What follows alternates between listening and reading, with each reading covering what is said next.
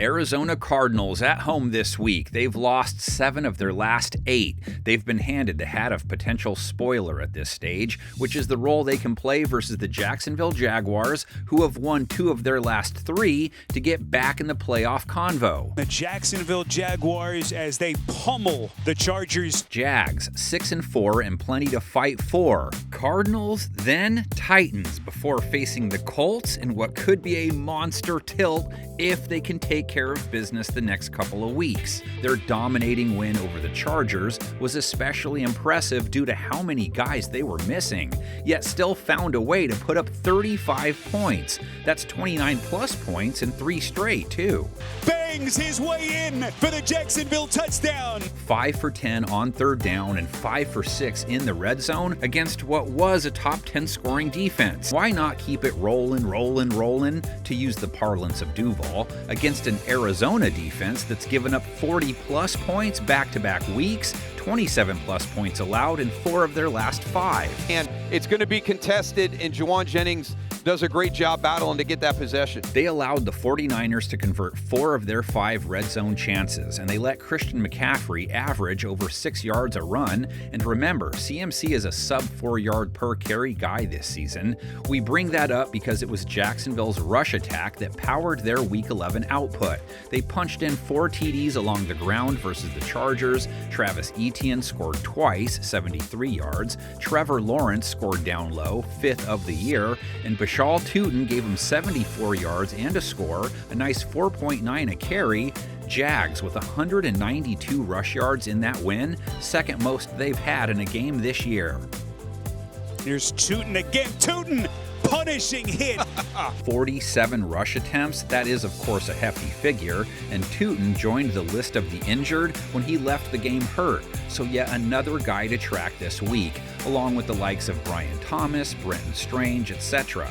Jacksonville's passing attack rode in the back seat versus LA. Lawrence with 153 yards, a touchdown, a pick, an 80 rating. He's had a sub 81 rate 4 straight games now. Slinging it, and that one wasn't picked. On the sideline, Dante Jackson. Lawrence with less than 160 yards passing back-to-back weeks, a pick in 3 straight games now. Maybe it's the lack of weapons, maybe it's just him. He didn't suffer a single sack last week either, only got hit 3 times.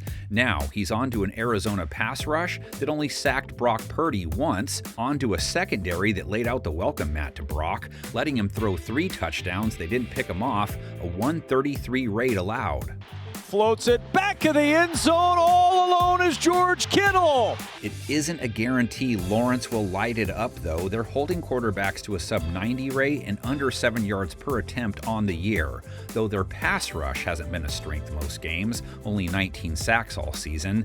They also gave up 40 receiving yards and a TD to CMC, 54 yards allowed to Juwan Jennings, 67 yards and 2 touchdowns to George Kittle. Jacoby Myers, the only Jag last week with more than 25 yards receiving, 64 on 5 catches. Slinging it, he's got it, first down. Jacoby Myers. Parker Washington, 20 yards. Tim Patrick, 20 and a score, so they'd love to get Thomas back soon. Arizona's offense, also missing its WR1 last week, didn't prevent Jacoby Brissett from letting it fly. Jacksonville's secondary dealing with the record holder for passes completed in a game ever. Brissett threw 57 times, completed 47 of them for over 450 yards. Brissett hit as he throws, looking for Wilson on the sideline. What an adjustment, and what a catch! 2 touchdowns, that's 5 games in a row he's thrown for a pair. He did throw 2 picks, first time he's been intercepted since his first start. But the INT is Jacksonville's specialty. Picked off Justin Herbert once, that's 13 on the year, second most. No touchdowns allowed last week, just 81 yards, a 44 rate. Herbert is picked, overshot his man. It's Antonio Johnson. They did that without their top 3 corners in the game too. Brissett squaring off with a secondary holding quarterbacks to an 86 rate for 2025, just 6.7 yards per attempt, so it's been a strength. Defense as a whole hasn't always been. They'd given up 29 plus points to the 3 teams they faced before last week, which made it an ice cube day for them, held the Chargers to 6 points, 3 for 12 on third down, only 1 red zone trip allowed. Don't need an AK when you do all that. To the end of the first half, Herbert taking that hard hit, B.J. Green. So they're hoping last week was the turning point. Arizona only came up with 22 points versus San Francisco, back-to-back weeks with 22, which is exactly what they averaged for the season. Great position. I mean, this is a tight window. Look at the conversions right there by the defenders. Cardinals ran for just 36 yards versus San Francisco. Meantime, Jacksonville held the Chargers to 42 rush yards, held Kamani Vidal to 13 yards, 2.6 an attempt. Their DBs did give up 41 yards to tight end Oronde Gadsden, 53 yards allowed to Keenan Allen. Now they take on a dude who just racked up 185 yards. Michael Wilson caught 15 passes last week, both career highs, of course.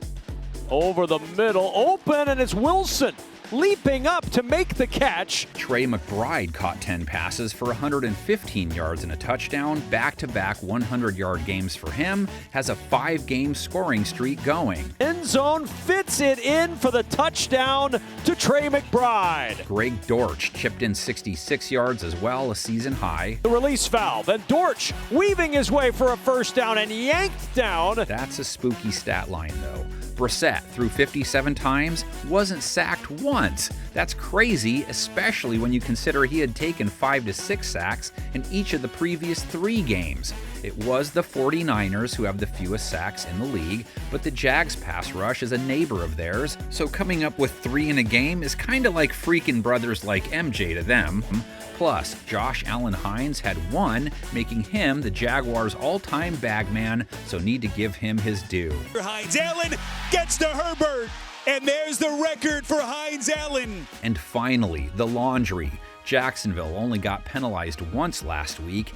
Arizona, apparently flag football ambassadors. I know they're trying to pump it up for the Olympics, but come on.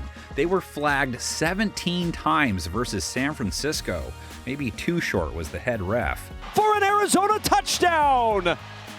There is a flag down, however. You know, he was telling them to blow the whistle. Jaguars and Cardinals fans absolutely loathe each other. So much bad blood with the history between the two. Hopefully extra security is on hand. If you've been to an Arizona-Jacksonville game, you saw what amounts to a 4-leaf clover. They've played just 6 times all time. Cardinals have beaten the Jags 4 straight. Jacksonville won the first 2, the first in 2000. Excuse me, are the Jaguars going to win today?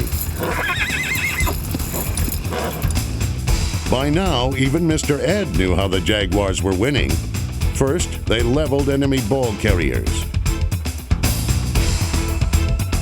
Then, they gave the ball to Fred Taylor. Toss sweep, Taylor running to the right, looking for blocks. Here he goes, and he is going to get into the end zone. Touchdown, Fred Taylor. It was almost matter of fact. Next, Mark Brunell made a few plays with the help of his talented receivers.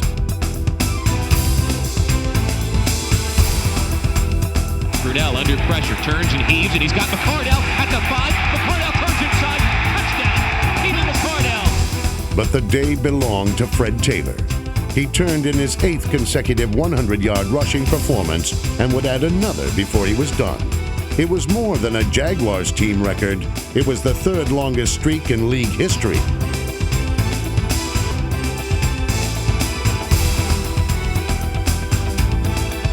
Smith's got him at the 40. Smith inside. There he goes. He's across midfield. Into foot race 40. Smith 30. Smith 20. Smith 10. 5. Touchdown. 65 yards. Jimmy Smith races to the end zone. At 7-7 and playing their best, the Jaguars were back to 500 with 2 games remaining.